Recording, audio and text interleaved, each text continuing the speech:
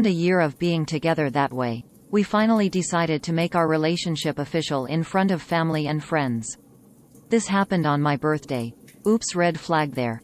Don't have your relationship anniversary on either of your birthdays because trauma might tag along. His family was more than thrilled and my family was too, because they knew how long I haven't been in a relationship then, and we were both happily in love. Fast forward to our years together. We had maybe once a month fights, but nothing that lasted for days. He was toxic when he was mad. I became a punching bag for his words, albeit they were hurtful. I had the tendency to be passive-aggressive, but I always made it a point to avoid hurtful words against him.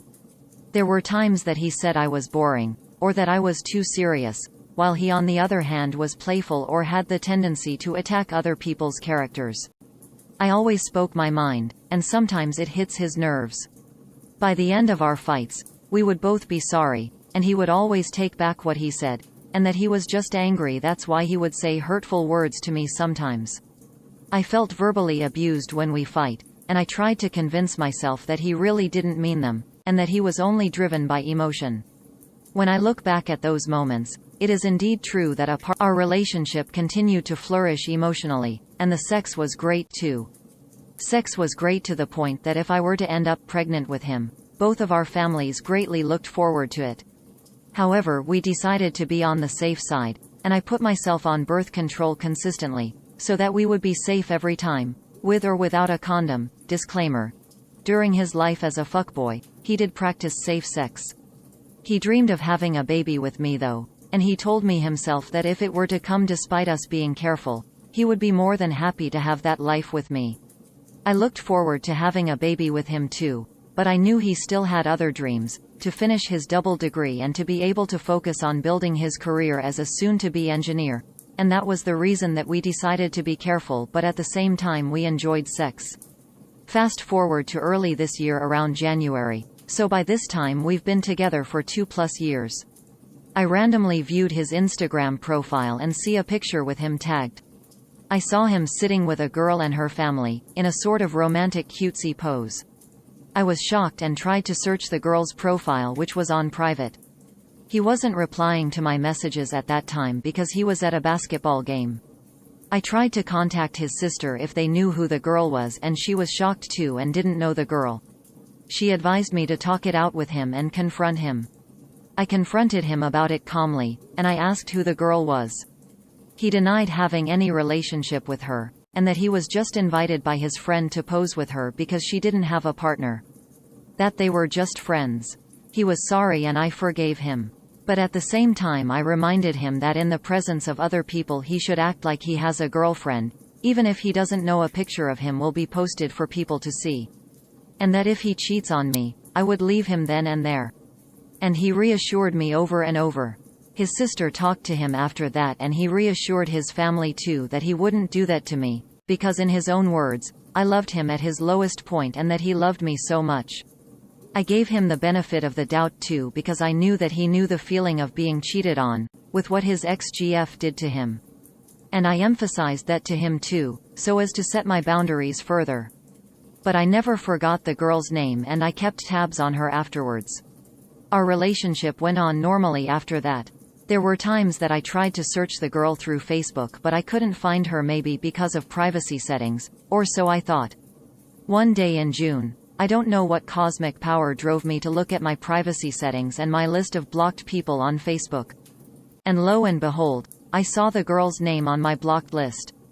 I unblocked her and saw her Facebook profile, and saw my BF liking some of her posts and photos. There were no provocative photos, and some interactions looked friendly, not flirty, so I assumed they were really just friends. But what threw me off was I don't remember blocking her.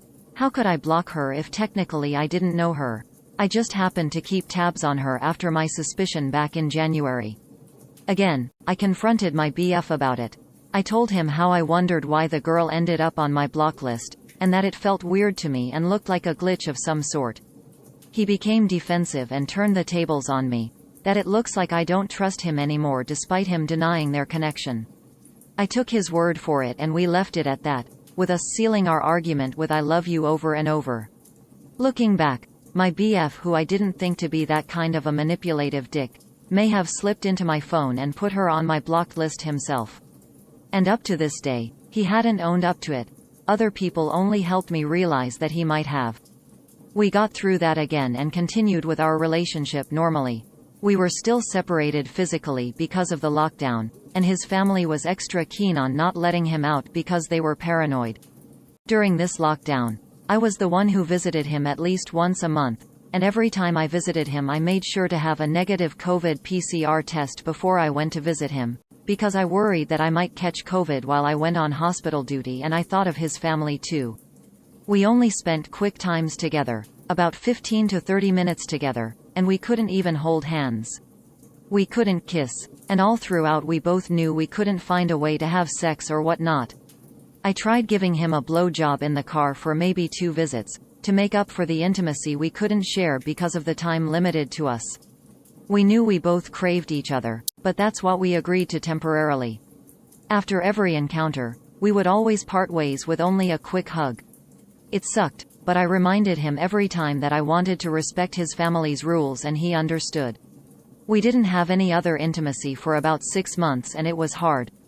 Despite that, ever since we were together, we talked every day, with almost no end at all, no matter how mundane or deep the conversation was. We were never apart virtually despite physical separation. Our fights did become more frequent, and he became easily provoked. There were times he wouldn't message as frequent, because he would be playing computer games for hours on end, which became a point of argument for us too. I tried to understand more, and that maybe it was cabin fever, and he did tell me that he was sorry for treating me like a punching bag for him being frustrated of not being able to go out and do other things. We got through every fight and argument all the same. I tried to understand him more and console him, since I was the one who was free to go out and had a bit more variety in terms of daily activities compared to him being stuck at home. But then come around mid-October, he offered to break up with me, so that he could reflect on himself, because he felt lost and felt that he could not give the same love I was giving him. That he could not exert effort for me at this time, and that he felt frustrated seeing me love him more than he deserved. He felt guilty of not being able to do much for me and wanted to set me free. I felt lost because it was so sudden, and that I didn't even complain about our setup during the lockdown, even though the effort did come mostly from me for us to be able to work during this time. I loved him so much that it didn't matter to me, and I told him that, but for him it mattered, or so I thought. He said it was better that way, instead of us continuing this way, and we might end up hating each other eventually. I felt so confused after, and I didn't know what I had done wrong, even though I reassured him that our situation was temporary and there was nothing wrong with his efforts with me, i.e. 80-20 rule again. During our time apart, I talked to his sister, whom I was close to, and told her to take care of him for me, that he may be suffering from cabin fever, and that he is suffering mentally due to the strain of the lockdown. I was so worried about him, and in my heart I hoped we would be able to get through it and eventually get back together when the situation improves and when he gets to feel better about himself. His sister, on the other hand, had a weird gut feeling that the breakup was too sudden, and she tried to pry him to get to the bottom of our breakup. His other family members were so shocked too, and all of them ended up crying, because for them they really saw us together until the end. They tried to ask him why, but he couldn't answer them fully. They just saw him depressed at home and avoided talking about what happened. Weeks passed and I was still so devastated, crying every day even while on duty at the hospital, trying to figure out what went wrong between us, with my coworkers seeing me trying to keep it together every time. Come November, his sister messages me and told me that she was able to get the truth out of my BF. She was so in shock, so angry and sad at the same time. My BF confessed to having a one-night stand around the end of July or early August. He could not recall the date WTF, with the girl I suspected since January, who allegedly drove to their house during lockdown after a fallout with her boyfriend, and got my BF to sneak out of the house during the wee hours of the morning, and had car sex and went home acting like nothing happened. Mind you, my BF is a night owl and he sleeps at around 5 or 6 a.m. after hours of playing computer games, and it was always a habit of him to say, "Good night, I love you," to me around that time, and he never fails to do so. And he was dropped off by the girl around that time when that happened. And I had no idea at all, until his sister finally got it out from him. I screamed in extreme pain when I knew, as if I was being slaughtered alive. And she told me that the girl got pregnant, maybe about 10 to 12 weeks already by that time if I counted correctly, and he only knew on the day he tried to break up with me. The girl claimed that he was the father despite her having a BF. My BF didn't have the balls to be honest with me until the end, and didn't face me at all after. All of his family got mad at him and were disgusted at what he did. I was repulsed to my core and hurt beyond words could ever define. The day after that I couldn't go to work and I immediately packed all the things that he gave me, every little thing, and drove to their house to drop them all off, without showing myself to him and his family, because they said they couldn't face me. They didn't push him to face me either, because we might only hurt each other, and I hated them for that. Because I deserved the truth and a proper goodbye, closure, for him to own up to his mistakes. But instead they tolerated his cowardice.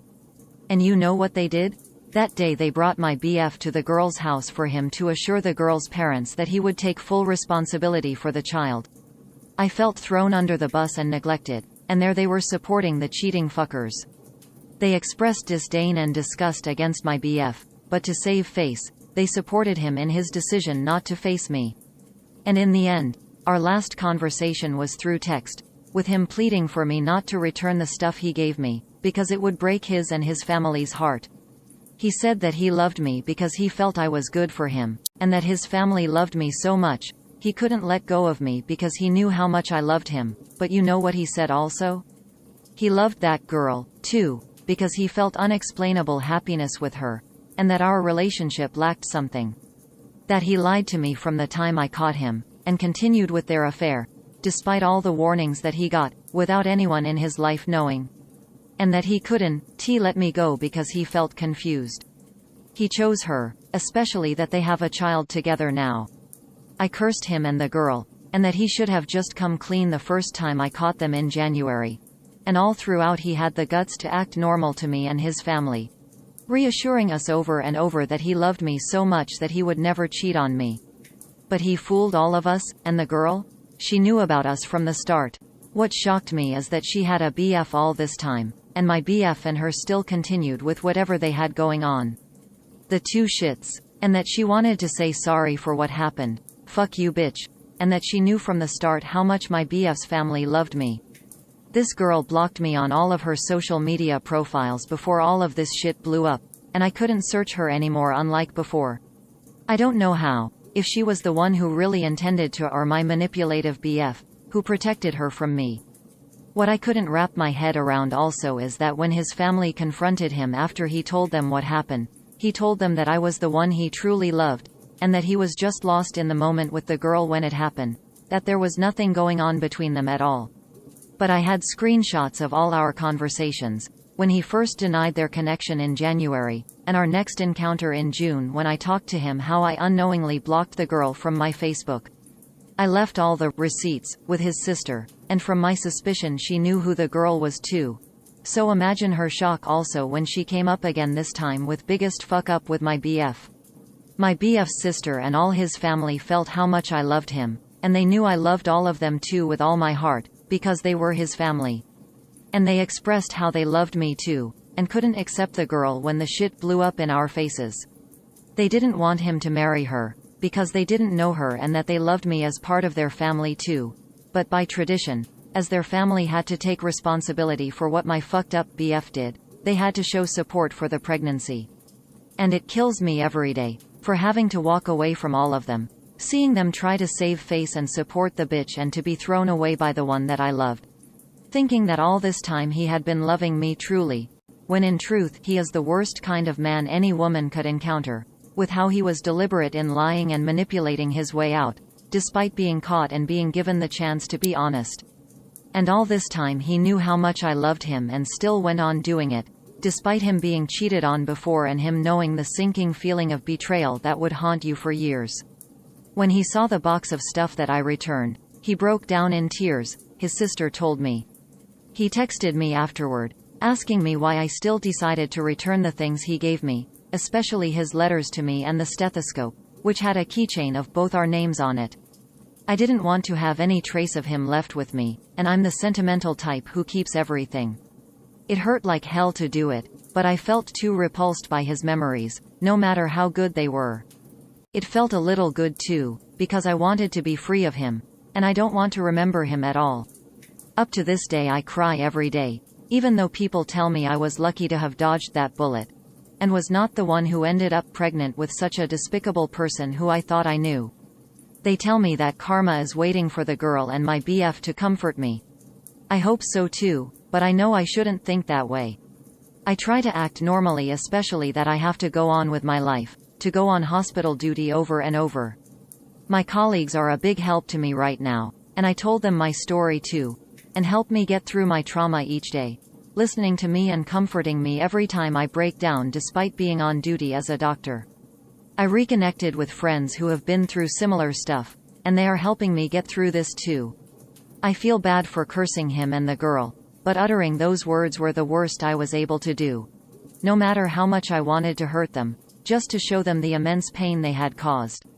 I'm trying to heal day by day, but the feeling of betrayal comes in waves, soaking me every night, and the pain is indescribable, because I couldn't believe I loved and trusted someone like that. How could people like that sleep at night? But in the end, I felt God's presence. That He was the one who pushed me to know the truth, trying to let me know from the first time I suspected my BF. It is true that God kills the romantic connection before it kills you. That gives me chills, but the uncertainty after all of it fogs my vision. Wishing that I could be loved truly the way I deserve to be loved, and the thought that they are living normally, looking forward to having a child despite all the deceit, with me suffering like this haunts me to this day. I pray every day that I may be closer to healing, that I may forget everything. They say we should forgive those who wronged us no matter what, but I don't have the strength to do so yet, with so much manipulation and betrayal. How do you heal from something like this? TLDR. Long-term BF. Felt like a fated union, almost like husband and wife. Suspected to be cheating and confronted calmly but was reassured over and over.